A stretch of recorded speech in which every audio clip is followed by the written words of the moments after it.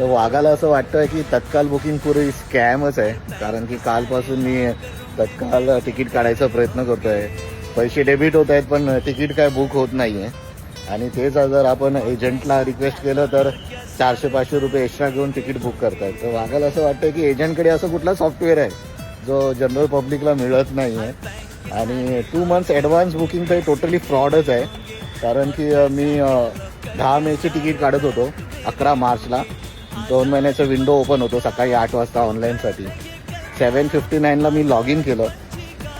8 वाजून 3 मिनिटांनी माझ्या अकाउंटमधनं पैसे डेबिट झाले आणि नंतर मग पुरा समयीचं चक्र फिरायला लागलं. पुरी स्क्रीन ब्लँक झाली. मग आपण तळमळत असतो की बॅक करूया की राहू द्या. तरी पण 5 मिनटं मी तसंच विंडो ठेवलो. नंतर मग कंटाळून विंडो क्लोज केलं. नंतर एका 2 मिनिटाच्या नंतर मेसेज आला की तिकीट बुक झाली आहे. तो खुश झालो. जाऊन बघितलं तर 125, 126, 127, 128 वेट लिस्टेड.